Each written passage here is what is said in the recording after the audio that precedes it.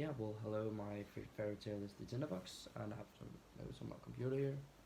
And yeah, I'll just start by summarizing. It's about the soldier who has returned home from war.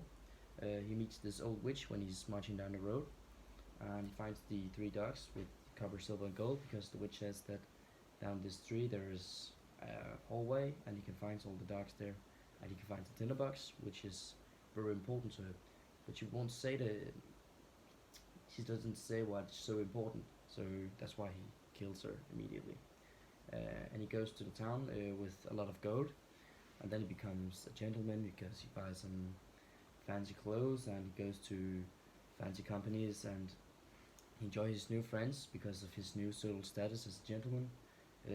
But he spent all his money on this by being rich and being this gentleman, and gives some to charity, and he has spent money on everything, on restaurants and well.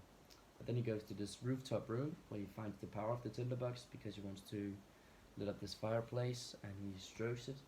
Then he finds out that he can summon these three dogs, and he can watch to see the princess because he heard that he's heard that it was he heard that the princess is very beautiful, and that's why he wants to see her.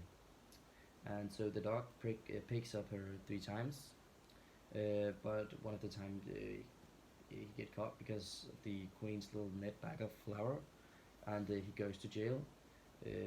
But through this jail, he can see the shoemaker's boy through these bars, and then he can talk to him. And he says that he could get some gold if he gets his tinderbox. So when he's ready to be hanged, he strokes this tinderbox because he wants to smoke one last time, and then the dogs kills the queen and the king as well. Then he becomes king and gets the princess, and all the three dogs just stared at the wedding. And the characterization of the soldier, at the start he's a very poor soldier. He's very suspicious, but also very critical when he meets the witch because she wants. He doesn't say why the tinderbox is so important, but he's also very greedy because he wants more and more, and he empties his pocket every time he sees another more valuable valuta, such as gold. But he's also very naive because he thinks that he has a lot of friends when he's this rich gentleman. But he finds out they're only there for his not for his company but for his money, and it's this social status that's given that makes all of his friends. So it's only the gold. Yeah, and the challenge he has to go through. At first, there's these three famous and characteristic fairy tale tests. First, it's the dogs. It's a challenge to get past every dog and get to the chest where we can find the copper, silver, and gold.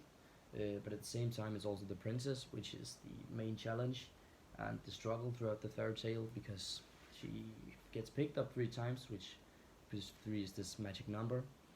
Um, but in the end, she gets the princess, and they're just happy together. And I think it's my favorite fairy tale because I've known it for such a long time. I think it's quite a good story, and the message of the song shows that this hope is for everyone. We can all achieve happiness, which I think is the main message of this fairy tale.